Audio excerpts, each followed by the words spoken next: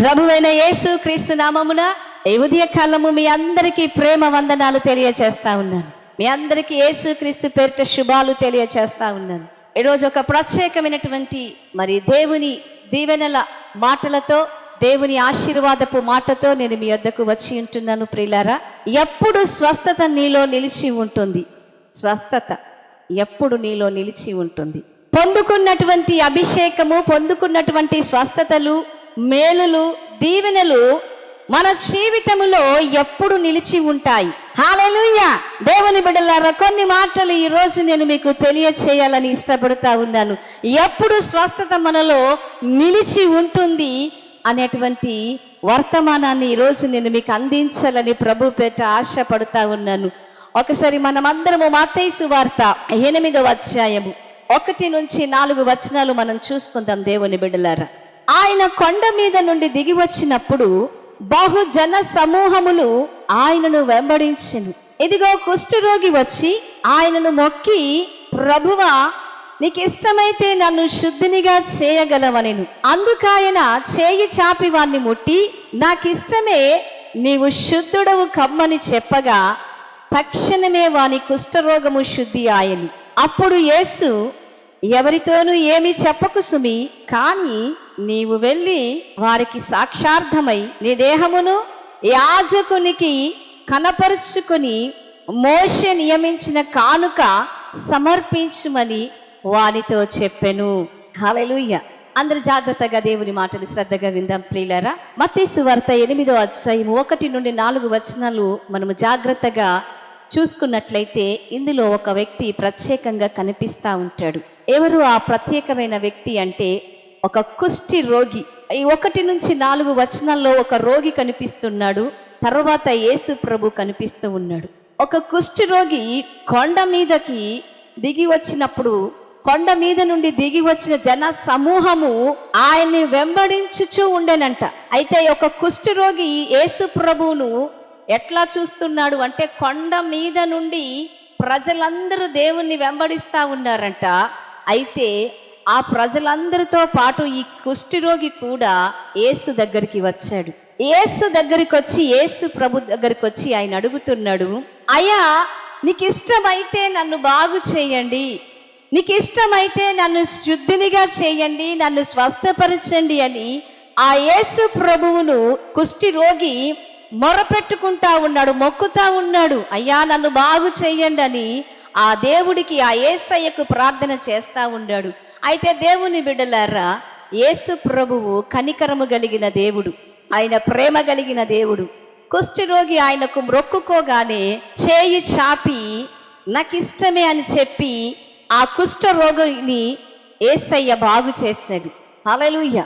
అయితే దేవుని బిడ్డలారా, ఇక ఆ కుష్ఠరోగిని దేవుడు ముట్టి బాగు చేసినప్పుడు అతడు కుష్ఠరోగిని, ఆ కుష్ఠరోగం అంతా వెళ్ళిపోయింది, ఆ కుష్ఠు వెళ్ళిపోయింది, అతడు బాగయ్యాడు.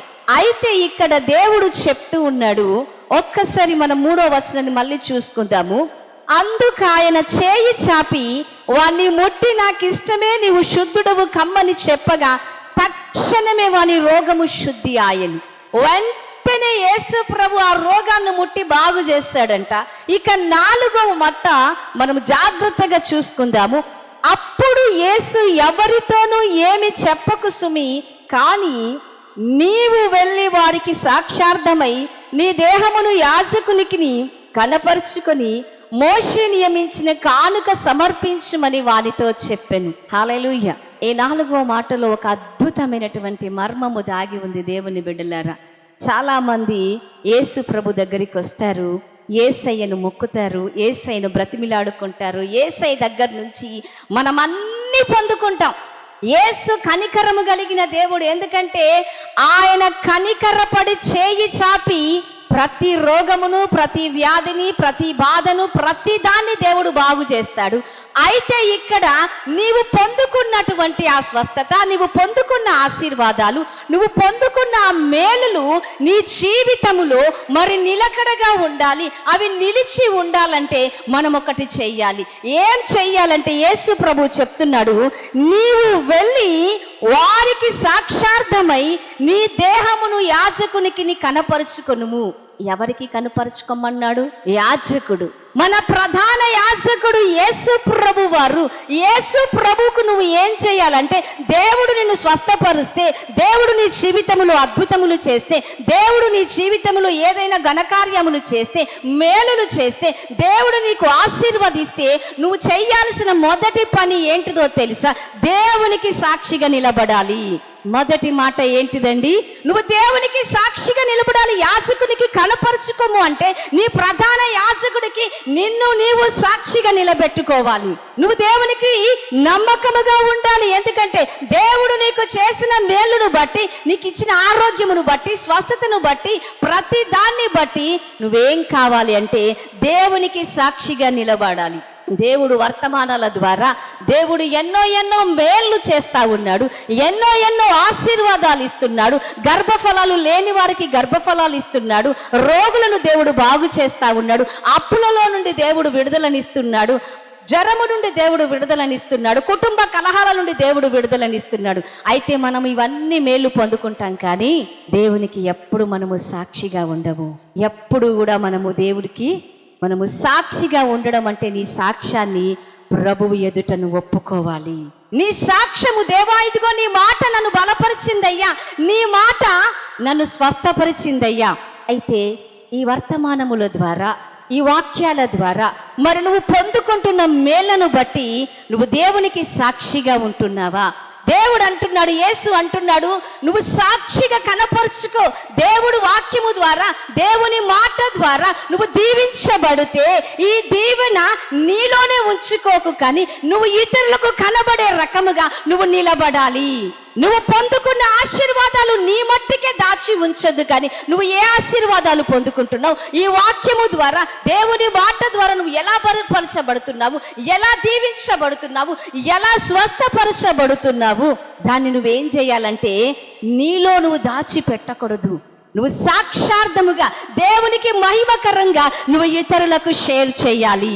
ఇతరులకు నువ్వు షేర్ చేయడం వల్ల నువ్వేమవుతుందంటే దేవునికి సాక్షిగా నిలబడతావు. ఇదిగో నా ఫలానా రోజు నేను దేవుని వాక్యం విన్నప్పుడు, ఇక సహోదరుడా సహోదరి, నేను ఈరోజు దేవుని వాక్యం వింటున్నాను, ఇదిగో ఆ యేసయ్య మాటలు నన్ను బాగుపరిచాయి, బలపరిచాయి, నన్ను స్వస్థపరిచాయి అని నువ్వు ఇతరులకు దేవుని మాటను ప్రకటిస్తూ ఉంటే ఆ సాక్షిగా నువ్వు దేవునికి నిలబడతావు. అప్పుడు నీవు పొందుకున్న దీవెన, నీవు పొందుకున్న ఆశీర్వాదాలు ఏమైపోతాయంటే నీలో అది నిలిచిపోతూ ఉంటుంది. నీలో అది నిలిచి ఉంటుంది. నువ్వు ఎప్పుడైతే ఇతరులతో నువ్వు షేర్ చేస్తావో, ఇతరులకు నువ్వు నీ సాక్ష్యాన్ని పంచుకుంటావో, నువ్వు దేవుని సన్నిధిలో, దేవుని ఎదుట, ప్రధాన యాజకుని ఎదుట నువ్వు సాక్షిగా మార్చబడతావు. హల్లెలూయా. కాబట్టి స్వస్థత నీలో నిలిచి ఉండాలంటే మనం ఏం చేయాలి? దేవునికి సాక్షిగా మనం ఉండాలి. ఇక రెండవ మాట ఇక్కడ 4వ వచనంలో చూసినట్లయితే, మోషే నియమించిన కానుక సమర్పించుకొనుడి. మన జీవితంలో ఎన్నో దేవుడు అద్భుతాలు చేస్తూ ఉంటాడు, ఎన్నో మేళ్ళు చేస్తూ ఉంటాడు. వాక్యం వింటున్నప్పుడు బలపరచబడతా ఉంటాం. వాక్యం వింటున్నప్పుడు మనకు ధైర్యం వస్తుంది. మరణములో నుండి, చావులో నుండి, ప్రతి బంధకములో నుండి, అప్పులో నుండి, కీడులో నుంచి మనల్ని దేవుడు తప్పిస్తూ ఉంటాడు.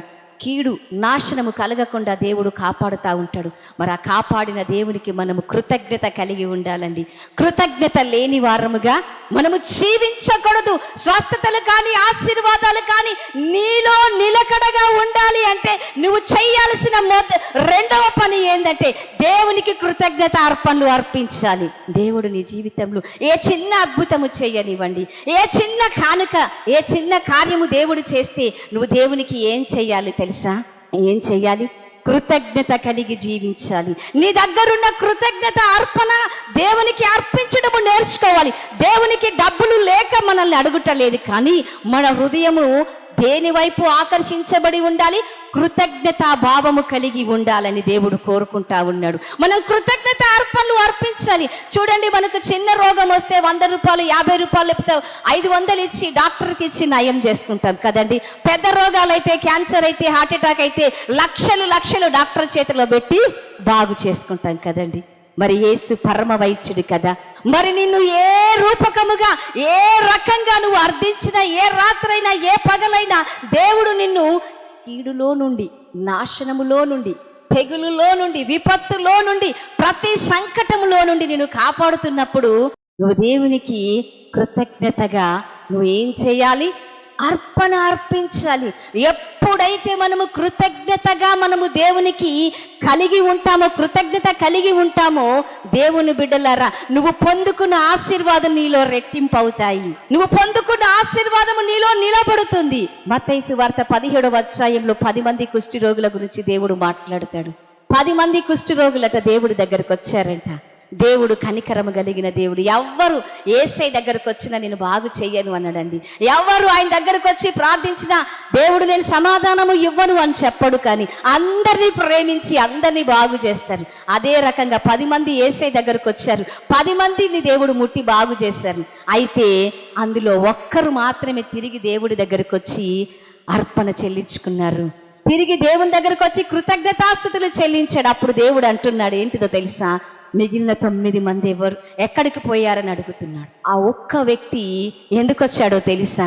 తాను పొందుకున్నటువంటి ఆ స్వస్థత మరలా తన దగ్గర నుంచి వెళ్ళిపోకూడదు అని తిరిగి దేవుని స్తుతించడానికి, దేవునికి కృతజ్ఞత కలిగి జీవించడానికి యేసయ్య దగ్గరకు వచ్చాడండి. అవునండి, ఎందుకు ఈ మాటలు చెప్తున్నానంటే బైబిల్ చెప్తుంది, అపవాది దొంగ నీ దగ్గర నువ్వు ఏది పొందుకున్న దేవుడి దగ్గర నుంచి అట్టే వాడు తీసుకుపోవడానికి నీ దగ్గర రెడీగా ఉంటాడు. ఎందుకో తెలుసా?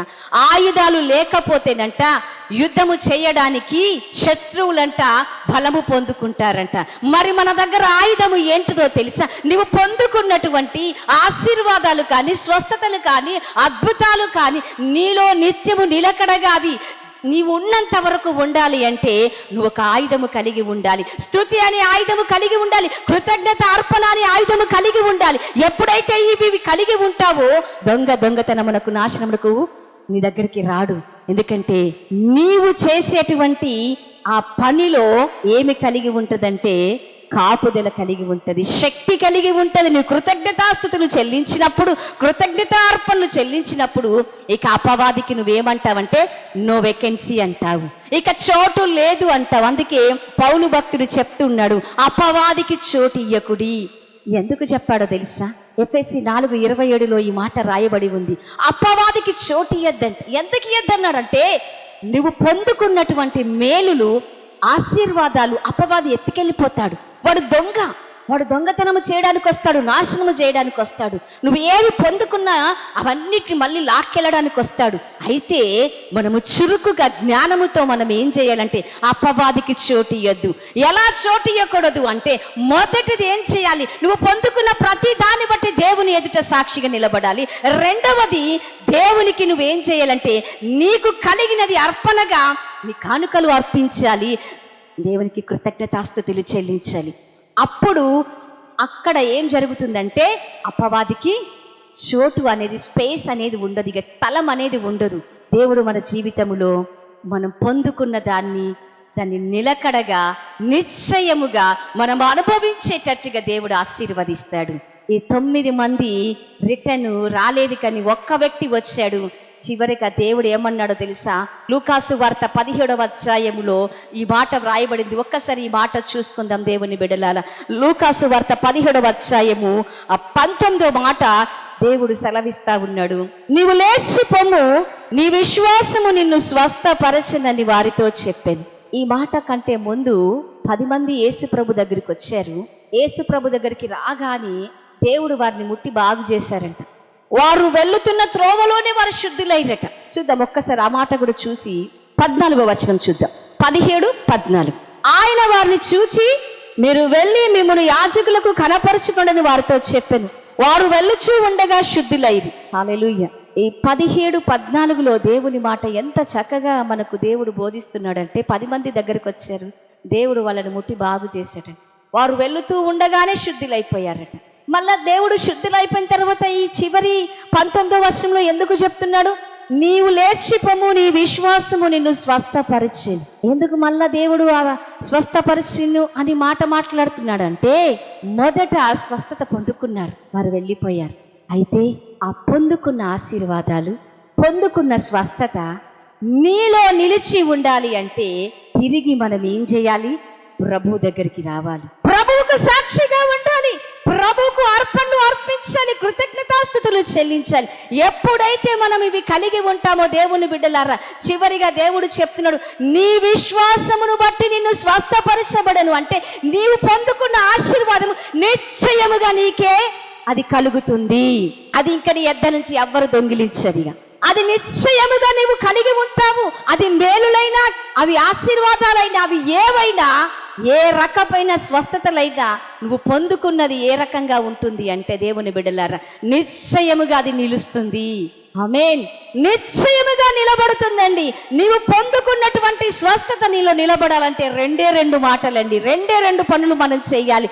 ఒకటి, నీవు పొందుకున్న ప్రతిదీ కూడా ఇతరులకు నువ్వు సాక్షిగా నిలబడాలి. దేవునికి మహిమకరంగా దేవుని పక్షమున నువ్వు నిలబడాలి, ఇతరులకు షేర్ చేయాలి. ఈ వర్తమానాలు ఎంతో వందల మంది వింటూ ఉన్నారు దేవుని బిడ్డలారా. విని మీ మట్టుకు మీరే ఉంచుకోవద్దు, కానీ ఇది ఇతరులకు షేర్ చేస్తే నువ్వు ఏ మేలు పొందుకున్నావో, ఏ అద్భుతం పొందుకున్నావో దేవుని బిడ్డలారా, ఆ అద్భుతం ఏమైపోతుందంటే ఇతరులకు దీవెనకరంగా మార్చబడుతుంది. దేవుని వర్తమానము ద్వారా బాగా లేనటువంటి ప్రతి ఒక్క వ్యక్తి దేవుడు బాగవుతున్నాడండి.